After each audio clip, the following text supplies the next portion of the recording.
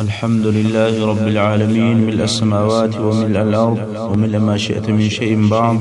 والصلاة والسلام على محمد طب القلوب ودوائها وعافية الأبدان وشفائها ونور الأبصار وضيائها وعلى آله وصحبه وسلم. أما بعد، د خلفاء راشدین او د سیرت شپاړسمه برخه د حضرت عمر فاروق رضی الله عنه فضائل مو بیانول. تر دې ځای خبره راورسېدله چې د موافقات او د هغه برابري رایې چې د قرآن مجید سره برابرې وي د هغه په بیانولو باندې اوس شروع کوو. د حضرت عمر فاروق رضی الله عنه فضائل ډیر زیات دي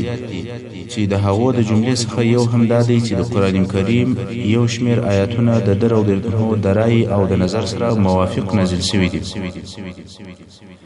مجاهد رحمه الله وایي چې په یو موضوع کې به کله د عمر رضی الله عنه کومه رایه وه، قرآن کریم به د هغه سره موافق او برابر نازل شو. ابن عساکر رحمه الله د حضرت علی رضی الله عنه څخه روایت کوي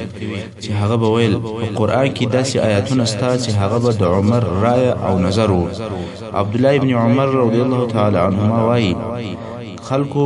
به د یو شي په باره کې یو څه ویل، خو عمر رضی الله تعالی عنه به بل څه ویل. قرآن به هغه قسم نازل شو چې د عمر رضی الله تعالی عنه رایه به وه. څنګه چې حضرت عمر رضی الله عنه د خپل رب جل جلاله سره محبت او اخلاص درلودی، نو څو واري د ده رایه د قرآن کریم سره برابره او موافقه سوې ده. یا دا چې قرآن مجید به هغه د ده رضی الله تعالی عنه رایه ورتایید او تاکید کړه. علماء کرامو دغه د قرآن مجید سره د حضرت عمر رضی الله تعالی عنه د رایې مطابقت او برابري تر 20 ځایو زیاته ذکر کړې ده، خو زه به د هغو ځایو څخه یو څو ځایونه د اختصار پر ډول باندې ذکر کوم. اول، یو ورځ حضرت عمر فاروق رضی الله عنه د رسول صلی الله علیه وسلم کور ته ورغلی او ویل یا رسول الله صلی الله علیه وسلم، ستا کور ته صالح او فاجر، ښه او بد خلک ټول درځي، آیا ته خپلې ښځې په حجاب او په پرده سره نه امر کوې چې په پرده وکړي او په ستر کې وي؟ تر دې وخته د ستر آیاتونه هم نه ورنازل شوي. چې کله دا خبره وکوله، په دې وخت کې د الله جل جلاله دا قول نازل شو چې په سورة احزاب 53 نمبر آیات کې رب جل جلاله فرمایي: اعوذ بالله من الشیطان الرجیم، يا أيها الذين آمنوا لا تدخلوا بيوت النبي إلا أن يؤذن لكم إلى طعام غير ناظرين إناه، ولكن إذا دعيتم فادخلوا فإذا طعمتم فانتشروا ولا مستأنسين لحديث، إن ذلكم كان يؤذي النبي فيستحيي منكم والله لا يستحيي من الحق، وإذا سألتموهن متاعا فاسألوهن من وراء حجاب، ذلكم أطهر لقلوبكم وقلوبهن، وما كان لكم أن تؤذوا رسول الله ولا أن تنكحوا أزواجه من بعده أبدا، إن ذلكم كان عند الله عظيما. یعنی ای مومنانو، تاسې د نبی صلی الله علیه وسلم کور ته مه ننوځئ مګر هغه وخت ننوځئ چې تاسې ته د خوړو لپاره اجازه وشي. بیا چې ورځئ په داسې وخت کې ورسئ چې تاسې د خوړو د پخېدلو په انتظار نه یاست، مګر کله چې وبلل سئ نو کور ته ورننوځئ، او بیا کله چې مو خواړه وخوړل نو ولاړ سئ، هلته د خبرو کولو لپاره مه کښېنئ. بېشکه دغه بې اجازې ننوتل او هلته د خبرو لپاره کښېنستل داسې کار دی چې رسول صلی الله علیه وسلم ته تکلیف او آزار رسوي، او رسول صلی الله علیه وسلم ستاسې څخه حیا کوي چې ستاسې د خپل کور څخه رسول صلی الله علیه وسلم نه باسي او الله جل جلاله د حق خبري په ویلو کې او په بیانولو کې حیا نه کوي او کله چې تاسو د ازواج مطهرات څخه د کمشي او کم متاع غوښتنه کوي یا د یو شی پوښتنه کوي نو هغه د پردې شاته غواړي او د پردې شاته پوښتنه کوي دغه د پردې تر شا غوښتل د ستاسو د زړه او د دې د زړه لپاره د ډېری پاکي ذریعہ ده او شفاق ساتونکی دی او تاسو ته دا نه ده روا چې رسول صلی الله علیه وسلم ته تکلیف او آزار ورسوي او دا هم هیڅ کله نه ده درته روا چې د رسول صلی الله علیه وسلم ښځې پس له وفات څخه د صلی الله علیه وسلم یا د تر طلاقولو وروسته په نکاح کوي بېشکه چې دغه د رسول صلی الله علیه وسلم آزارول او د ښځو سره تر د وروسته نکاح کول د الله په نزد ډېره لوی ګناه ده نو دلته په دغه ځای کې مسلمانانو ته دغه لارښوونې وشوې چې اول الله جل جلاله ورته وویل چې تاسو د رسول صلی الله علیه وسلم کور ته بې له اجازې او بې له غوښتنې مه ورځئ دویم کله چې په میلمستیا سره مو د خوړلو دپاره دعوت سي نو د خوړلو تر پخېدلو د مخه مه ورځئ چې هلته د خوړلو د پخېدلو انتظار کوئ او ناست یاست دریم کله چې خواړه مو وخوړل نو تر خپلو کورو او ځایو پورې ولاړ سئ نور د خبرو دپاره د هلته مه کښېنئ څلورم که مو د ازواج مطهراتو څخه یو شی غوښتی یا مو د یو شي په باره کې پوښتنه ځینې کوله نو دغه پوښتنه یا غوښتنه د پردې تر شا کوئ یعنې دغه کارونه ټول د حضرت عمر فاروق رضی الله عنه رایه او نظر و او الله جل جلاله د قرآن مجید په آیاتو سره ورتایید کړ نن ورځ موږ هم باید په خپل ژوند او خپلو مناسباتو کې د دغه قرآني لارښوونو مراعات وکړو دلته په دغه آیت شریف کې زموږ د ژوند او د مناسباتو لپاره نورې ډېرې لارښوونې هم شته چې په بیانولو سره یې زموږ بحث اوږدېږي فقط زموږ مقصد دا و چې ډېر ځله د حضرت عمر رضی الله عنه رایه د قرآن کریم سره برابره سوې او موافقه سوې وه یا دا چې قرآن مجید به هغه رایه تاییدوله چې د عمر رضی الله عنه به کومه رایه وه دویم یو ورځ حضرت عمر رضی الله عنه د رسول صلی الله علیه وسلم سره طواف کوي نو رسول صلی الله علیه وسلم ته وویل یا رسول الله صلی الله علیه وسلم آیا دغه ځای مقام ابراهیم نه دی رسول صلی الله علیه وسلم وویل هو دا مقام ابراهیم دی در رضی الله تعالی عنه وویل یا رسول الله صلی الله علیه وسلم که چیرې دغه مقام ابراهیم زموږ د لمانځه لپاره موږ ځای ګرځولی وی ښه به نه وای په دې وخت کې د الله جل جلاله دا قول نازل سو چې په سورة بقره 125 نمبر آیات کې رب جل جلاله فرمایي اعوذ بالله من الشیطان الرجیم واتخذوا من مقام ابراهیم مصلى اے مومنانو تاسې مقام ابراهیم چې د ابراهیم علیه السلام د درېدلو ځای دی د لمانځه دعا او د طواف ځای وګرځوئ دریم یوه ورځ رسول صلی الله علیه وسلم هغه آیاتونه تلاوتول چې د سورة المؤمنین څخه دغه اوس نازل سوي ول چې هغه آیاتونه داسې ول اعوذ بالله من الشیطان الرجیم ولقد خلقنا الإنسان من سلالة من طين ثم جعلناه نطفة في قرار مكين ثم خلقنا النطفة علقة فخلقنا العلقة مضغة فخلقنا المضغة عظاما فكسونا العظام لحما ثم أنشأناه خلقا آخر په تلاوت شو آیاتو کې رب جل جلاله فرمایي خامخا په تحقیق موږ انسان د خالصو او صافو خټو څخه پیدا کړی ځکه آدم علیه السلام چې د ټول بشریت پلار دی هغه د خټو څخه جوړ شوی دی او پیدا شوی دی او بیا د آدم علیه السلام ټول اولاد د نطفې څخه پیدا کیږي چې نطفه هم د مځکې د حاصلاتو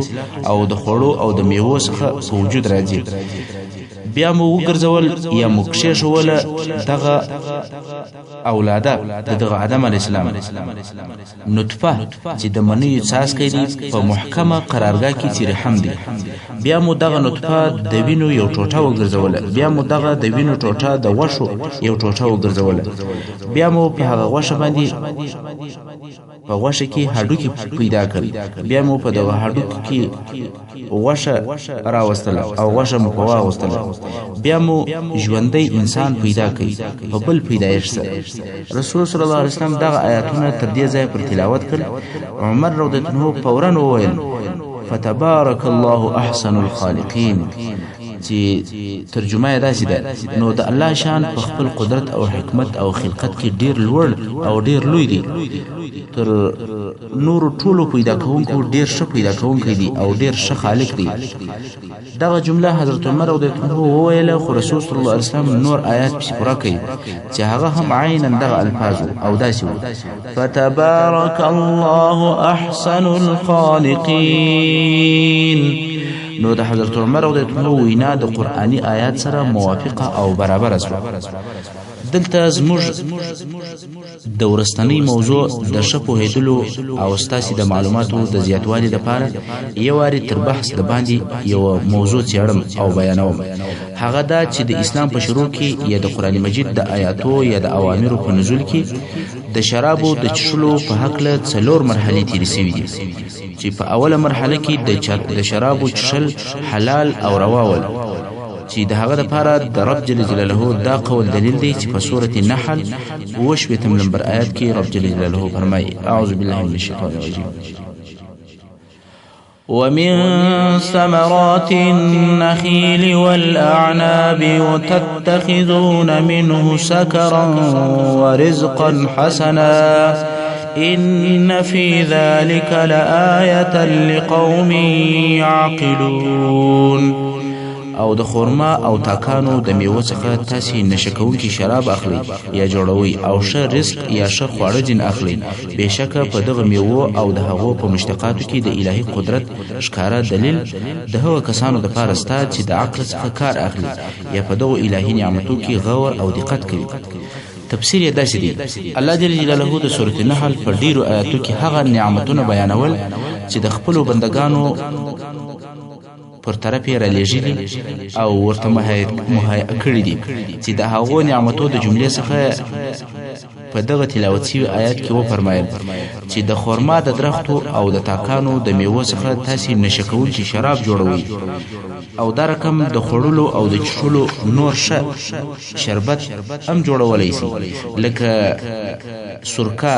او یا وچه او لنده خورما انګور اوڅکي او نور دا رقم د خوراک شیان په دغه آیت شریف کې شراب مباح بلل سوي دي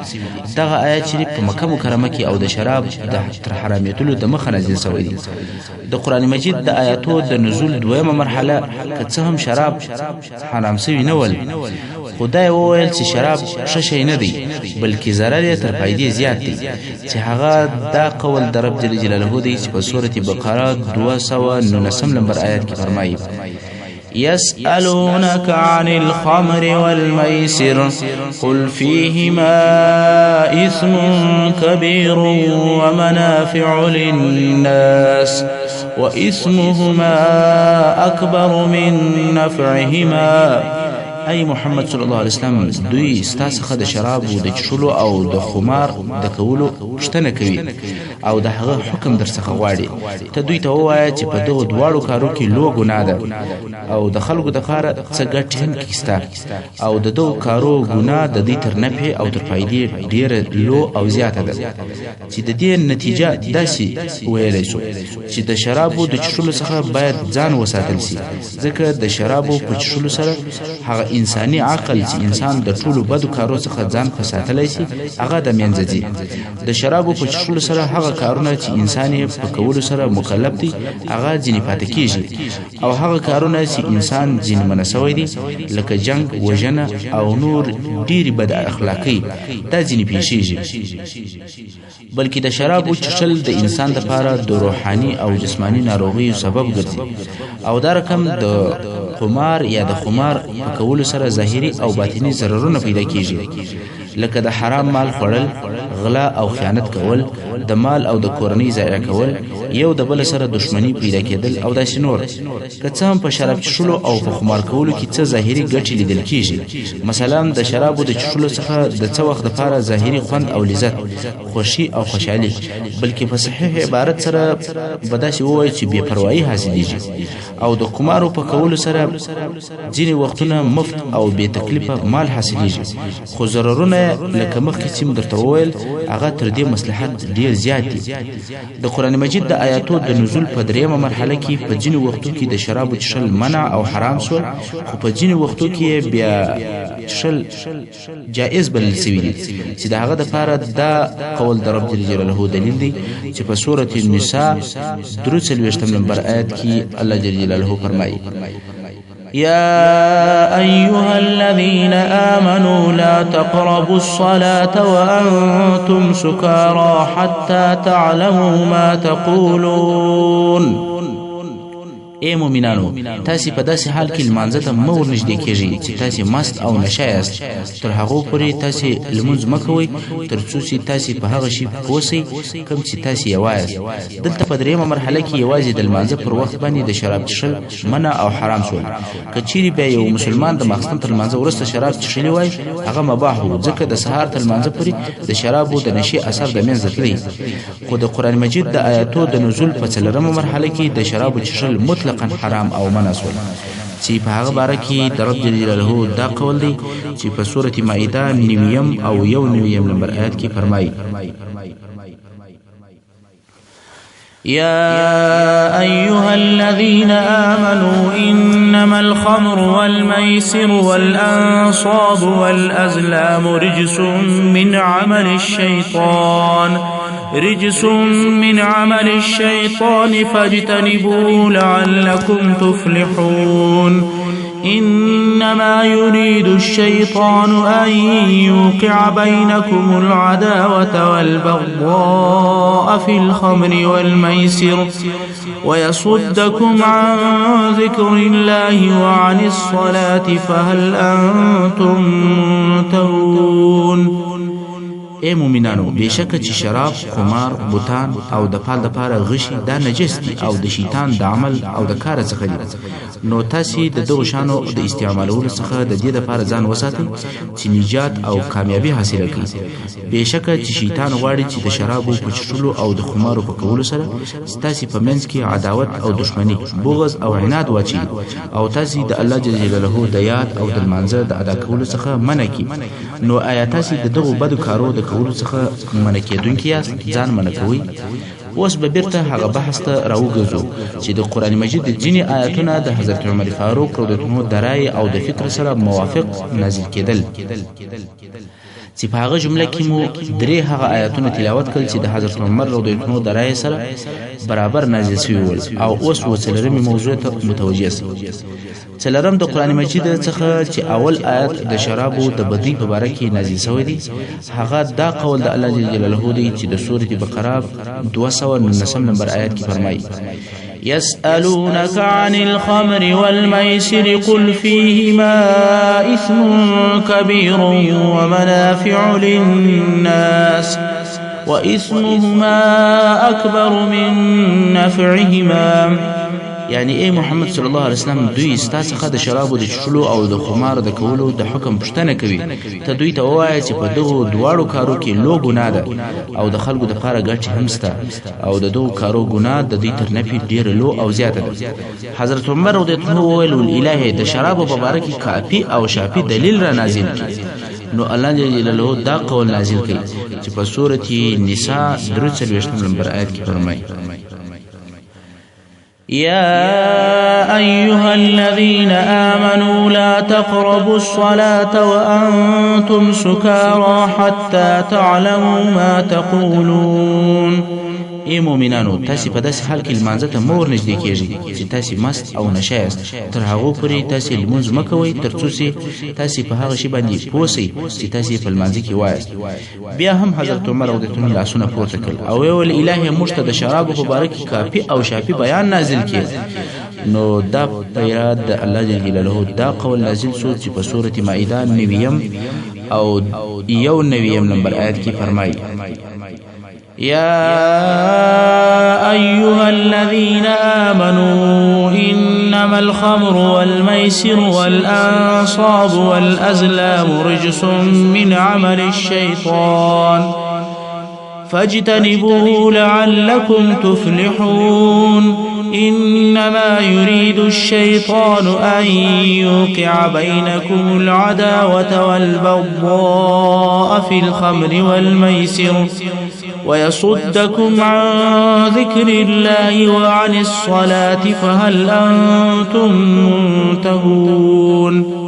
یعنی ای مومنانو بیشکه چې شراب،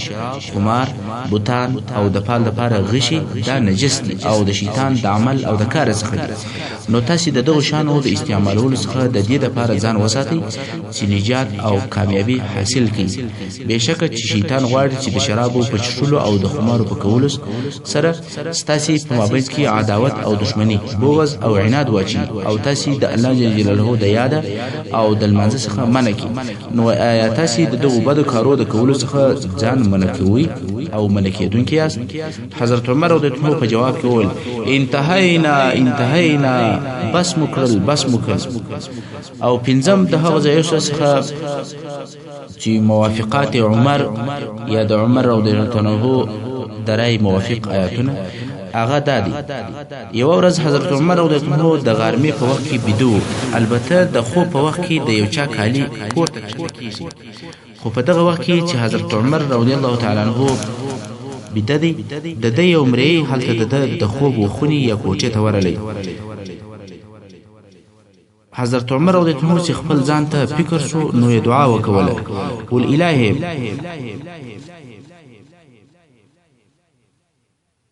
داسې امر نازل کې چې په هغه امر سره په دغه حالات کې د مسلمانانو عورت وساتل شي. نو د الله جل جلاله دا قول نازل شو چې په سورة النور 58 نمبر آیات کې رب جل جلاله فرمایي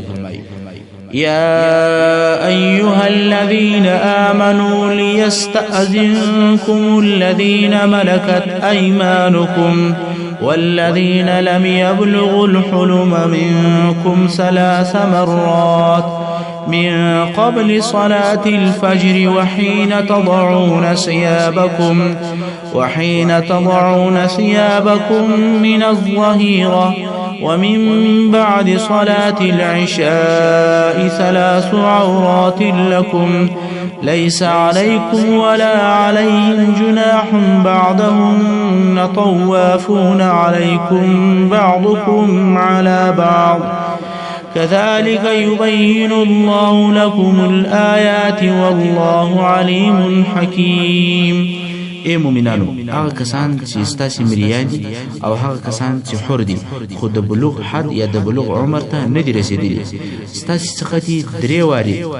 یا په 3 وختو کې د ننوتلو اجازه غواړي. یعنی کله چې دوی ستاسو خونی یا کوټې ته درځي تر ننوتلو د مخه دي په دغه 3 وختو کې اجازه غواړي به درځي. اول د سهار تر لمانځه د مخه چې دا وخت د خوب وخت دی. دویم د غرمې په وخت کې چې تاسو خپل لباس او کالی د ځان څخه لرې کوئ، ځکه په دغه وخت کې هم خلک بيدیږي او آرام کوي. دریم د ماخستان تر لمانځه وروسته چې دا هم د خوب وخت دی. په دغه 3 وختو کې ستاسو ستر او پردې ته خلل او تاوان پیښیږي، ځکه په دغه 3 وختو کې عموما هغه زائد لباس د ځان څخه استکیږي. بل دغه 3 وختو څخه قبل وخت نابالغ هلکان یا ستاسو منځي یمریان بل اجازه ستاسو خونی او کوټې ته درسي پر تاسو او پر دوی باندې کوم ګناه نشته، ځکه دوی ستاسو د خدمت لپاره په وتلو او په ننوتلو کې پر تاسو ګرځېدونکي دي. په دغه ډول لکه دغه بیان شوي آیاتونه چې درته وویل شول، الله جل جلاله تاسو ته د احکامو آیاتونه ښکاره بیانوي. شپږم ځای د هغه موافقاتو څخه د عمر رضی الله عنه د بدر د بندیانو په باره کې خبره وه. محترم اوریدونکو، څنګه چې وخت پای ته رسیږي زموږ پاته برخه د سیرت الخلفاء به په راتلونکو حصو کې واوري. وصلى الله تعالى على خير خلقه محمد وآله وأصحابه وأهل بيته أجمعين.